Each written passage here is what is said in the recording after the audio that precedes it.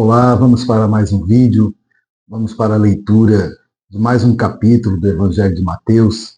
Estamos nesse propósito da leitura da Palavra do Pai, e isso é alimento para a nossa vida, para a nossa caminhada.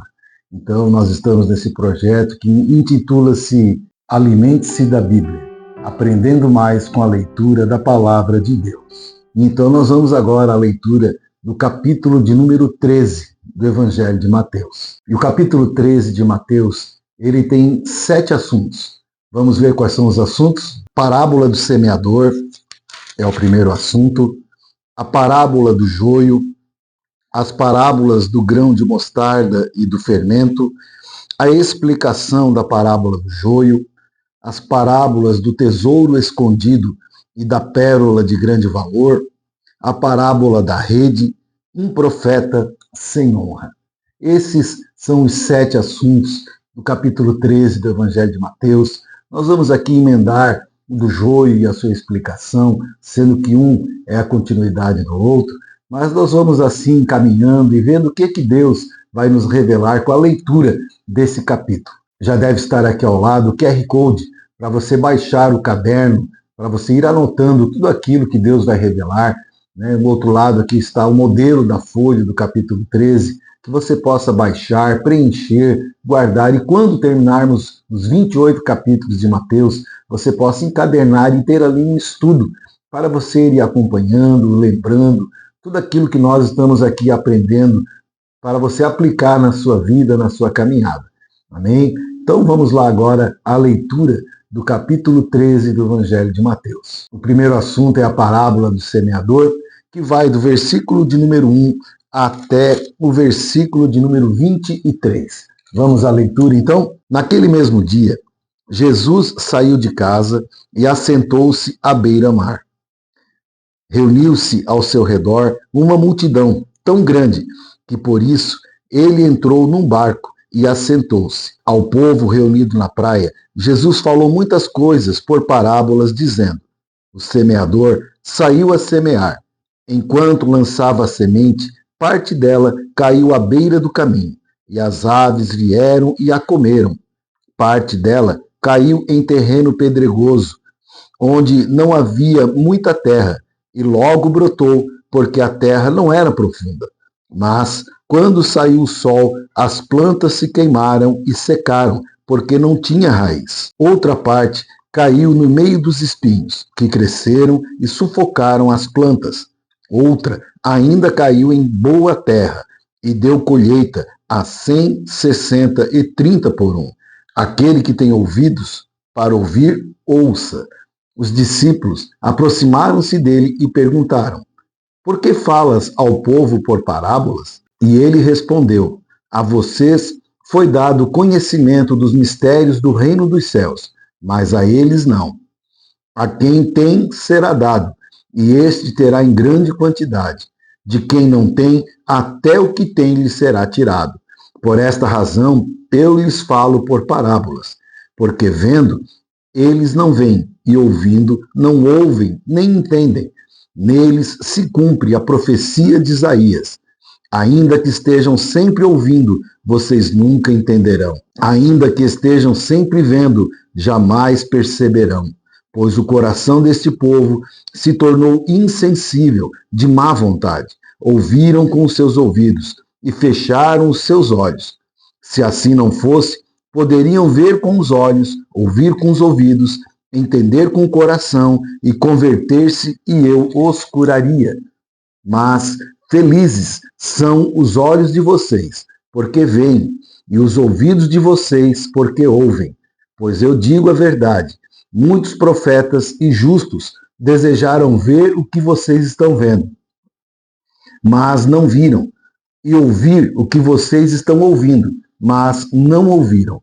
Porquanto, ouçam o que significa a parábola do semeador. Quando alguém ouve a mensagem do reino e não entende, o maligno vem e arranca o que foi semeado em seu coração. Esse é o caso da semente que caiu à beira do caminho. Quando a semente que caiu em terreno pedregoso, esse é o caso daquele que ouve a palavra e logo a recebe com alegria, Todavia, visto que não tem raiz em si mesmo, permanece pouco tempo. Quando surge alguma tribulação ou perseguição por causa da palavra, logo a abandona.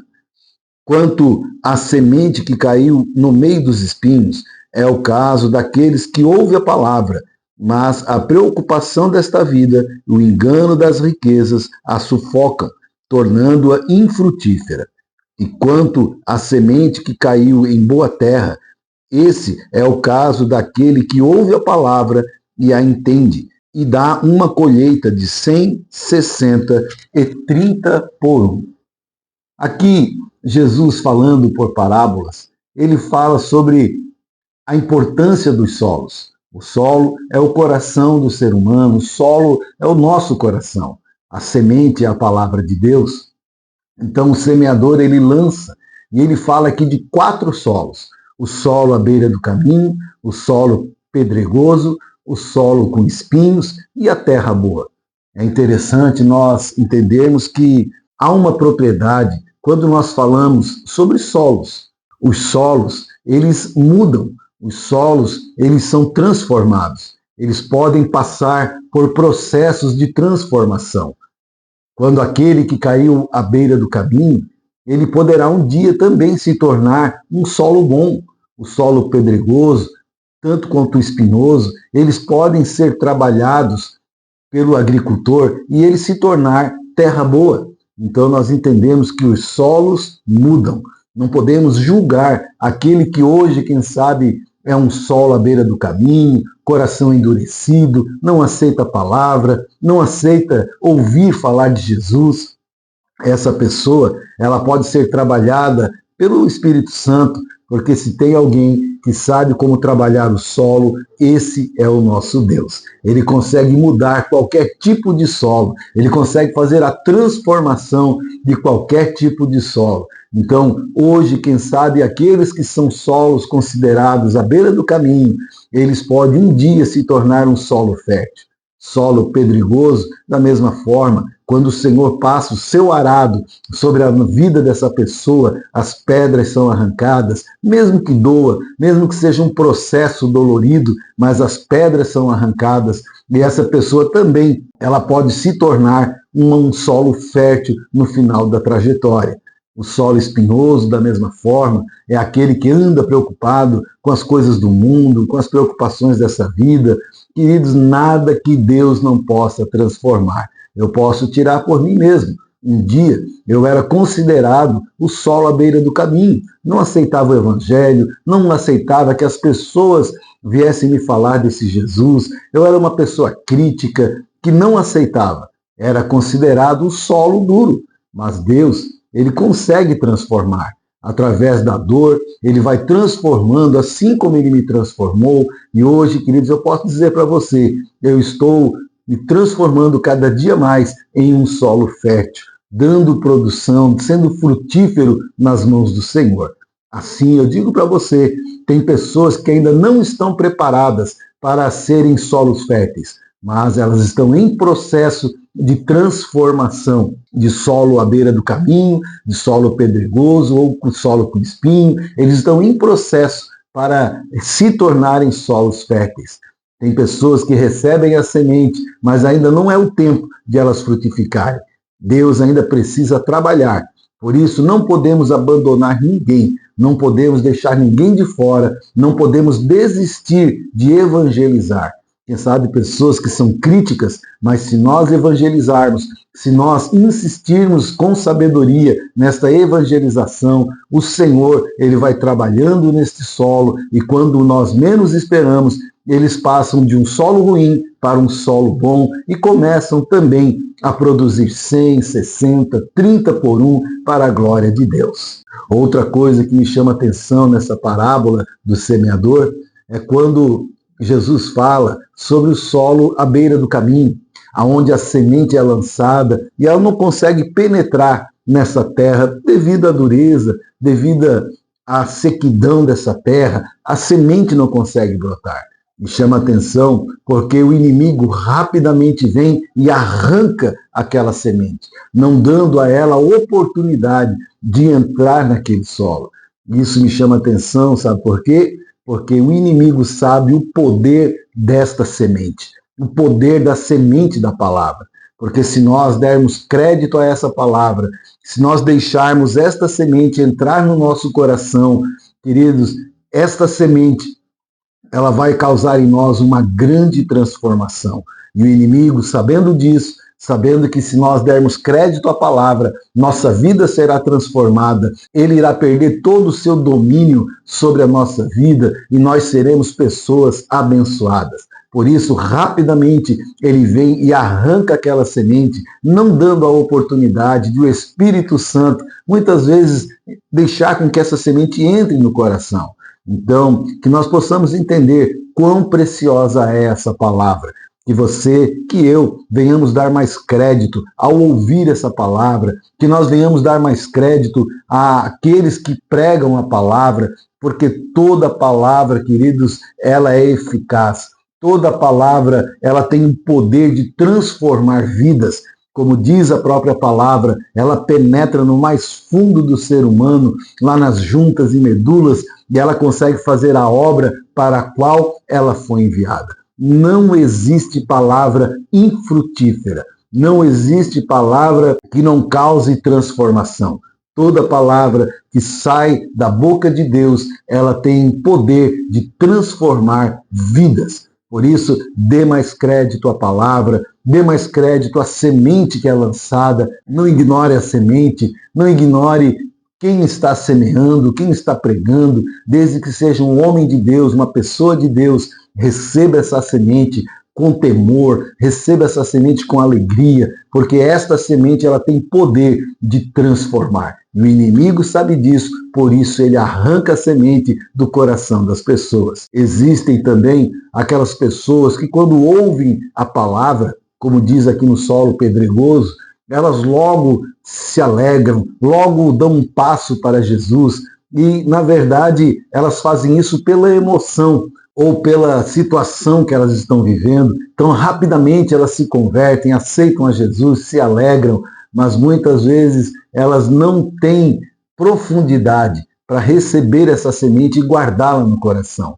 A semente ela fica ainda meio que superficial no coração e quando vem as perseguições, quando vem as lutas, porque as lutas virão, porque as lutas elas virão na vida daquele que decide andar com Cristo. Por quê? Porque antes de aceitar a Cristo, nós andávamos de acordo com o curso deste mundo. Mas quando nós entregamos a vida para Jesus, nós nos convertemos, ou seja, nós mudamos de direção. Aí agora nós batemos de frente com todo esse sistema mundano, com toda a ideologia desse mundo, e certamente nós teremos aflições, porque Jesus já adiantou, neste mundo tereis aflições, mas tende bom ânimo, porque se eu venci, vocês também vencerão. Então, queridos, vamos valorizar mais a palavra. E também, no solo espinhoso, nós podemos aprender que muitas vezes, queridos, ao receber esta semente maravilhosa, essa semente que tem esse poder de transformar vidas, elas se tornam infrutíferas. Ou seja, a semente, mesmo sendo poderosa, ela não consegue gerar a transformação, ela não consegue gerar a mudança na vida dessa pessoa, por causa de dois motivos, Jesus explicou, que leva ao sufocamento dessa semente. Primeiro, a preocupação dessa vida. Com o que irei comer, o que irei me vestir, como irei comprar, como irei fazer. São preocupações que realmente sufocam a palavra de Deus. E outra é o engano das riquezas. É a pessoa querer ter as riquezas do mundo. É a riqueza estar no coração dessa pessoa. Não é a pessoa utilizar a riqueza, mas é a riqueza possuir o coração da pessoa. Lembrando que a riqueza não é pecado. Ser rico ou ter condições nunca foi pecado. O pecado está quando o nosso coração está na riqueza. O Senhor nos dá riqueza para que através da riqueza nós possamos glorificar o nome dele. O que não pode é a riqueza tomar o nosso coração e ficar em primeiro lugar, que é o lugar de Deus que deve ser ocupado. Então, nós precisamos aprender com essa parábola que nós devemos sim ser terras férteis, aonde a semente é lançada, ela encontra ali um ambiente favorável para que ela possa penetrar, para que ela possa germinar e começar a dar frutos.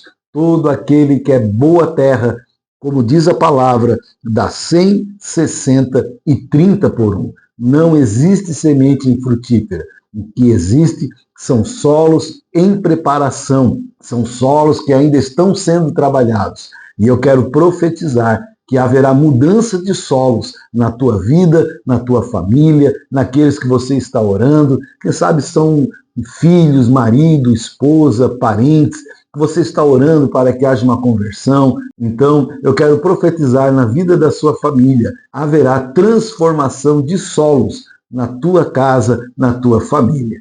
Esse é o primeiro assunto onde ele fala da parábola do semeador. Vamos ao segundo assunto?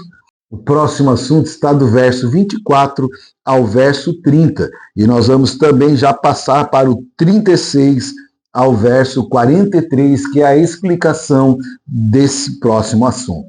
Vamos lá então, a parábola do joio.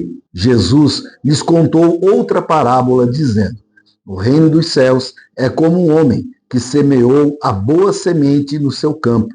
Mas, enquanto todos dormiam, veio o inimigo e semeou o joio no meio do trigo e se foi. Quando o trigo brotou e formou espigas, o joio também apareceu. Os servos do dono do campo dirigiram-se a ele e disseram: o Senhor não semeou boa semente em seu campo? Então, de onde veio o joio? Um inimigo fez isso, respondeu ele. Os servos lhe perguntaram: o Senhor quer que o tiremos? E ele respondeu: não, porque ao tirar o joio, vocês poderiam arrancar com ele o trigo. Deixem que cresçam juntos até a colheita. Então direi aos encarregados da colheita: juntem primeiro o joio e amarrem-no em feixes para ser queimado. Depois juntem o trigo e guardem no meu celeiro. Verso 36. Então ele deixou a multidão e foi para casa. Seus discípulos aproximaram-se dele e pediram: explica-nos a parábola do joio no campo. Ele respondeu: aquele que semeou a boa semente é o Filho do Homem. O campo é o mundo. A boa semente são os filhos do reino. O joio são os filhos do maligno. E o inimigo que o semeia é o diabo. A colheita é o fim desta era. E os encarregados da colheita são anjos. Assim como o joio é colhido e queimado no fogo, assim também acontecerá no fim desta era. O Filho do Homem enviará os seus anjos, e eles tirarão do seu reino tudo o que faz cair no pecado e todos os que praticam o mal. Eles os lançarão na fornalha ardente, onde haverá choro e ranger de dentes. Então os justos brilharão como o sol no reino de seu Pai. Aquele que tem ouvidos, ouça. Aqui Jesus fala outra parábola, né? Agora não mais do semeador, mas agora a parábola do joio, aonde também ele passa grandes ensinamentos. Ele fala sobre dois tipos de plantações: a plantação do trigo e a plantação do joio. Joio e trigo são semelhantes, né? Desde a semente, desde o seu crescimento.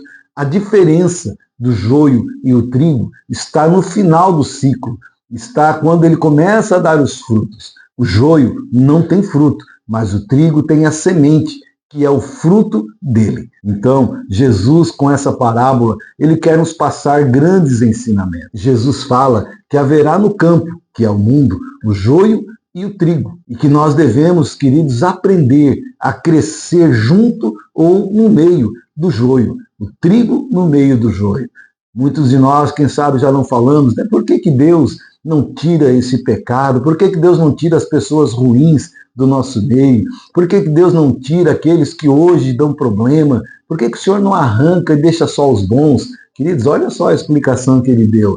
É importante deixar que eles cresçam junto, tanto o trigo como o joio.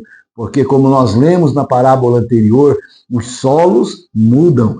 Então, pode haver transformação. Aquilo que era joio, queridos, pode conhecer o Evangelho, pode conhecer Jesus Cristo e ser transformado de joio em trigo. Por isso, Jesus disse, deixa crescer junto, porque na hora exata haverá uma separação. E nós temos que aprender a conviver junto com o joio e não se transformar também em joio.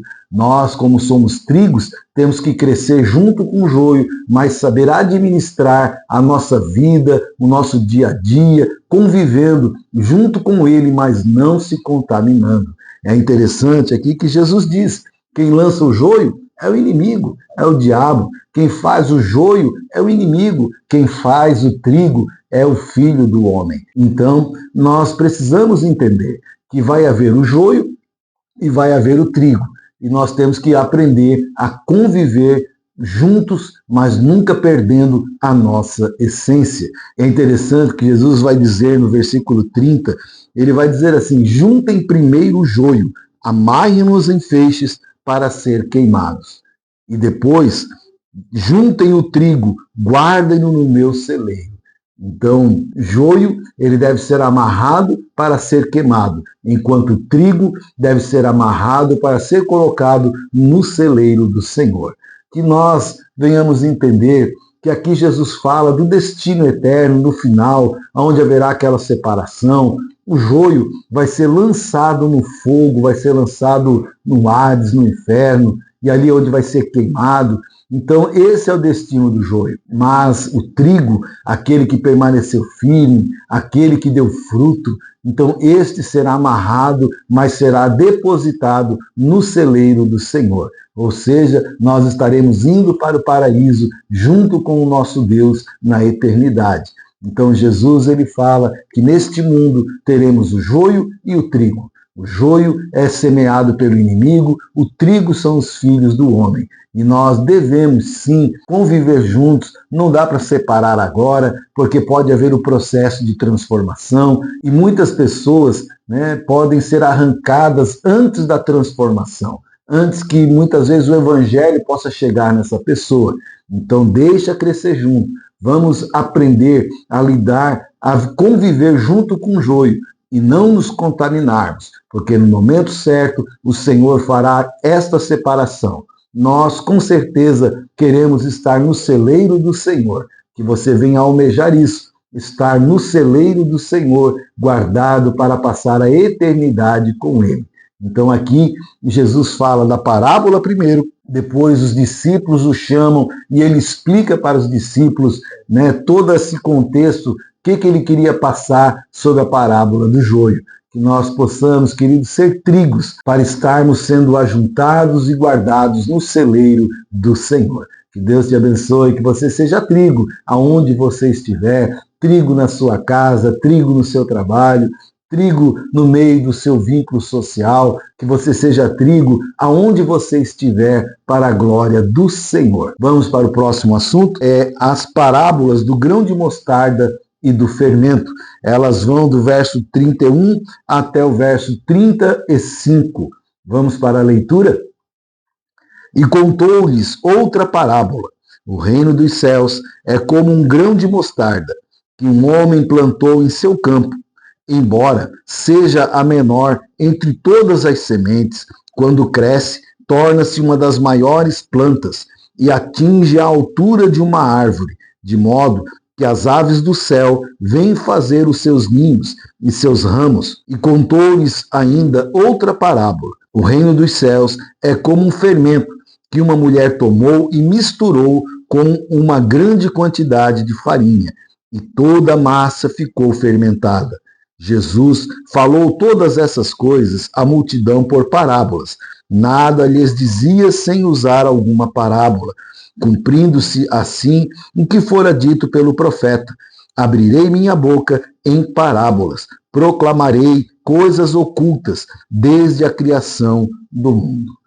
Então aqui Jesus, ele lança mais uma parábola. O capítulo 13 é o capítulo das parábolas, é o capítulo onde Jesus ele passa o ensinamento de uma maneira mais fácil, uma maneira mais cotidiana, usando exemplos que aquele povo estava acostumado, um povo que era agricultor, um povo que entendia desta área. Então Jesus, ele compara as coisas espirituais com a agricultura, com a atividade que eles estavam acostumados a praticar, para que eles pudessem entender e compreender essa profundidade espiritual que Jesus queria passar para eles. Aqui, o Senhor diz que o reino dos céus é como um grão de mostarda. Você já deve ter visto algum grão de mostarda, pequenino, é a menor semente, mas o que Jesus quer dizer é que muitas vezes, queridos, nós somos esse grão de mostarda, pequeninos, mas quando são plantados, quando estão na terra boa, na terra fértil, eles podem se transformar em uma enorme árvore. Então Jesus fala do poder dessa semente, que é o grão de mostarda. Ele diz que o reino dos céus é semelhante, muitas vezes ignorado por ser pequeno, ignorado diante de tantas coisas que o mundo oferece, mas o seu potencial é tremendo. O potencial do reino de Deus na vida de alguém é tremendo.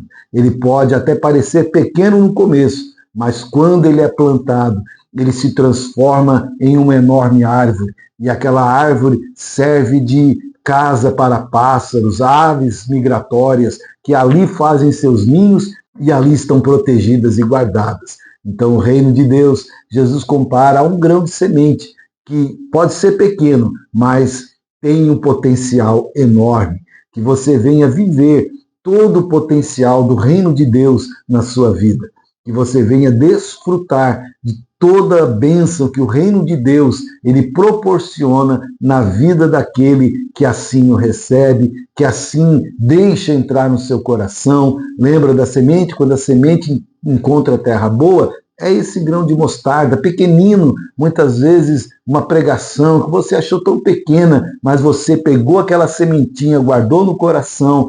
Quando ela encontra um solo fértil, ela eclode e ali acontece uma grande transformação. Ali, queridos, aquilo que era pequeno tem um potencial enorme e transforma a vida daquela pessoa. Aquela pessoa, quem sabe, que era ignorada, que era uma pessoa rejeitada, excluída, ela se torna grande, ela consegue agora servir de apoio para outras pessoas, assim como esta árvore, que acaba se tornando repouso para aves e pássaros, né, dando seus galhos para colocar os seus ninhos. Assim eu quero profetizar que o reino de Deus vai transformar a sua vida. E você também vai dar suporte às pessoas que estão ao seu lado, às pessoas que você conhece. Elas olharão para você e verão em você alguém que elas podem confiar, alguém que pode dar a elas um caminho, uma direção, e você vai mostrar a elas o poder do reino de Deus. Essa seria a parábola do grão da mostarda e o fermento.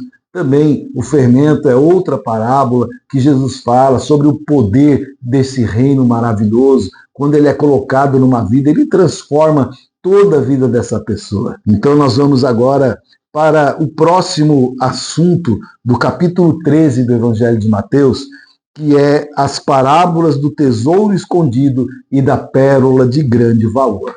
Está do versículo 44 ao versículo 46. Vamos à leitura? O reino dos céus é como um tesouro escondido num campo.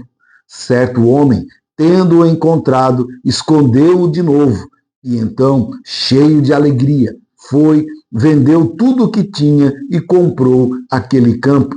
O reino dos céus é como um negociante que procura pérolas preciosas. Encontrando uma pérola de grande valor, foi, vendeu tudo o que tinha e o comprou. Nessa parábola, Jesus fala de dois exemplos de pessoas que estão à procura de alguma coisa, de pessoas que estão à procura de uma oportunidade, procura de um tesouro para mudar de vida, estão à procura de bons negócios para fazer. Então diz aqui primeiro que o reino dos céus é como um tesouro escondido num campo.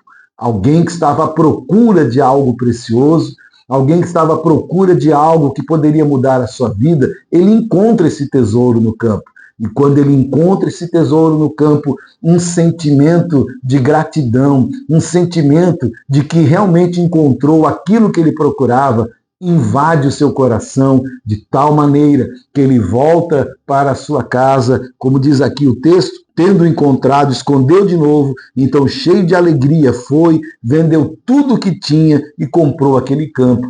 Ou seja, quando ele acha esse tesouro, é uma alegria tão grande que ele decide voltar, se desvincular de tudo que ele tinha no passado, que sabe, coisas que ele valorizava, coisas que ele achava que ali estava a felicidade. Ele volta agora e ele vende tudo, ele se desfaz de tudo aquilo para agora vir e tomar posse do tesouro que ele achou.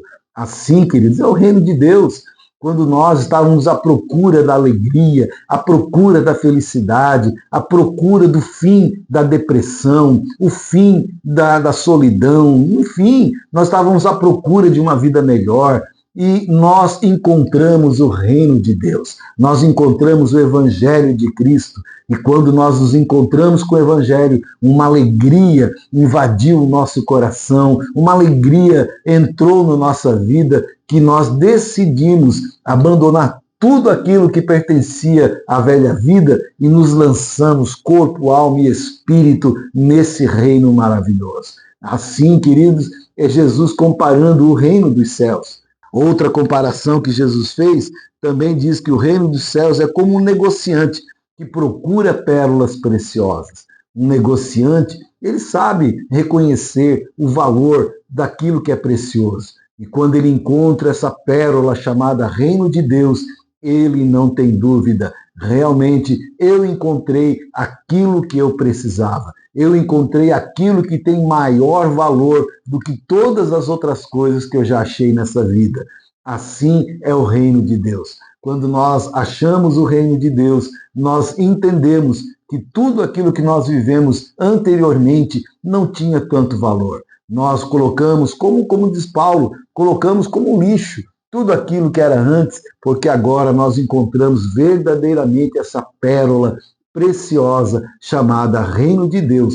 E este homem, da mesma forma, ele volta, se desfaz de tudo aquilo que era antigamente a vida dele, ele se desfaz, ele se desvincula daquilo para agora viver, tomar posse dessa pérola preciosa. Que nós possamos, da mesma forma, queridos, nos desvincular de tudo aquilo que se refere à velha criatura, ao velho homem, tudo aquilo que pertence ao passado, que nós possamos cortar agora todas as pontes, fechar as portas que podem nos levar para trás, porque nós encontramos o verdadeiro tesouro, nós encontramos a pérola preciosa chamada Reino de Deus. E que nós possamos tomar essa decisão, abandonar tudo aquilo que pertence à velha vida e começar a viver uma nova vida em Cristo Jesus. Então, agora nós vamos para o próximo assunto, que é outra parábola. Agora é a parábola da rede, que está do verso 47 até o verso 52. Vamos para a leitura? O reino dos céus é ainda como uma rede que é lançada ao mar e apanha toda sorte de peixes. Quando está cheia, os pescadores a puxam para a praia. Então, assentam-se e juntam os peixes bons em cestos, mas jogam fora os ruins. Assim acontecerá no fim desta era. Os anjos virão, separarão os perversos dos justos e lançarão aqueles na fornalha ardente, onde haverá choro e ranger de dentes. Então perguntou Jesus: vocês entenderam todas essas coisas? Sim, responderam eles. E ele lhes disse: por isso, todo mestre da lei, instruído quanto ao reino dos céus, é como o dono de uma casa, que tira do seu tesouro coisas novas e coisas velhas. Aqui, Jesus, ele faz outra comparação, ensinando sobre o reino. O reino de Deus é semelhante agora a uma rede que é lançada ao mar, uma rede que, quando é lançada no mar, ela não escolhe o tipo de peixe que ela vai pegar. Ela pega o máximo de peixes que ela puder. Assim, queridos, é o Evangelho. O Evangelho é pregado a toda criatura. Todos são alcançados pelo Evangelho. O Senhor prega, o Senhor, ele anuncia, o Senhor, ele vem e apresenta o reino a todos. Mas aqui diz que haverá uma separação quando a rede for tirada. Quando os anjos tirarem a rede, eles sentarão e haverá ali uma separação, onde os ruins serão lançados, né? Olha só o que o Senhor diz ali, serão lançados num lugar onde a fornalha é ardente, aonde haverá choro e aonde haverá ranger de dentes. Esses são para aqueles, né, que são ruins, mas aqueles que são bons, o Senhor levará para o seu reino. Então, mais uma vez, Jesus ele fala de uma separação que haverá para a entrada deste reino maravilhoso. Que nós possamos, queridos, saber administrar a nossa vida, que possamos saber caminhar com Cristo, caminhar nesse evangelho, caminhar nesse reino. Se tem um reino, é porque tem um rei. E se tem um rei, ele deve mandar na nossa vida, as suas leis devem estar no nosso coração. Então que nós possamos andar debaixo da lei desse rei do reino de Deus, que é o próprio Deus, para que possamos, naquele dia, ser separados e levados com ele para o reino dos céus. Então, aqui foi mais uma parábola comparando o reino de Deus, ensinando sobre o reino de Deus. E Jesus termina perguntando: vocês entenderam essas parábolas? Eu creio que você já entendeu, né, a parábola do semeador, a parábola do joio, a parábola da mostarda, a parábola do tesouro escondido e também a parábola da rede, que fala sobre esse reino que transforma a vida da pessoa. Este reino que traz uma alegria imensurável, uma alegria que não se acha nesse mundo, uma alegria que nos faz decidir abandonar a velha vida e começar uma nova história nesse reino. Então, esse é o reino de Deus, esse é o reino que é apresentado a nós, este é o reino que nós devemos escolher na nossa vida aqui na terra. Não espere muito tempo, não fique procrastinando uma decisão de entregar a vida para Jesus, de viver esse reino, porque o amanhã não nos pertence. A hora, o momento de tomar a decisão chama-se agora, chama-se hoje. Esse é o dia oportuno para nós abraçarmos o reino de Deus. E o último assunto do capítulo 13 do Evangelho de Mateus fala sobre um profeta sem honra. Está do versículo 53 até o versículo 58. Vamos à leitura? Quando acabou de contar essas parábolas, Jesus saiu dali. Chegando à sua cidade, começou a ensinar o povo na sinagoga. Todos ficaram admirados e perguntavam: de onde lhe vem esta sabedoria e esses poderes milagrosos? Não é este o filho do carpinteiro? O nome de sua mãe não é Maria? E não são seus irmãos Tiago, José, Simão e Judas? Não estão conosco todas as suas irmãs? De onde, pois, ele obteve todas essas coisas? E ficavam escandalizados por causa dele. Mas Jesus lhes disse: só em sua própria terra e em sua própria casa é que um profeta não tem honra. E não realizou muitos milagres ali por causa da incredulidade deles. Então Jesus, ele termina esse capítulo falando algo muito importante. Ele fala sobre o poder da incredulidade, o poder que pode paralisar os milagres na nossa vida. Todas as vezes que nós deixarmos de crer, todas as vezes que nós formos incrédulos, nós estamos impedindo um milagre de acontecer na nossa vida. Aquelas pessoas conheciam Jesus, conheciam a mãe de Jesus, os irmãos de Jesus, mas eles não entendiam o que nós hoje entendemos. Eles não tinham a sabedoria que nós hoje temos, a revelação que nós temos. Para eles, Jesus era apenas o filho do carpinteiro. E para nós hoje, ele é o Rei dos Reis, Senhor dos Senhores, ele é o Messias, o Salvador. Então, queridos, que nós não venhamos ser incrédulos como eles. porque eles olhavam para Jesus e enxergavam apenas nele uma pessoa natural, um homem natural. E por causa disso, eles escandalizavam-se quando viam Jesus fazendo tantas maravilhas, tantos milagres, e mesmo assim a incredulidade estava no coração, porque eles enxergavam Jesus apenas com olhos naturais, como filho de Maria e José, como irmão de seus irmãos, e não como um homem de Deus, não como um homem espiritual.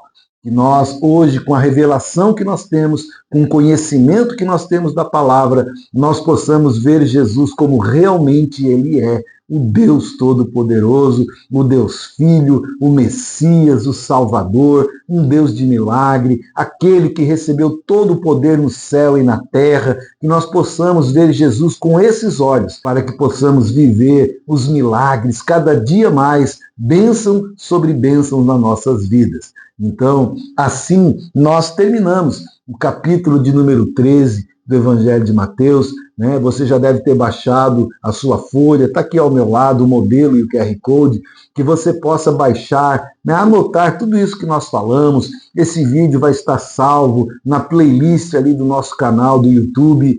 E eu já gostaria de convidar você a se inscrever no nosso canal e ativar o sininho para que todas as vezes que nós entrarmos online, você possa estar acompanhando os nossos cultos, né? Todos eles são transmitidos, você pode entrar ali no nosso canal e achar ali um culto onde com certeza Deus vai falar com você. Então, nós terminamos esse capítulo e nós estaremos indo para o próximo vídeo, onde nós estaremos lendo o capítulo 14 do Evangelho de Mateus. Que Deus abençoe a sua vida e até o próximo vídeo.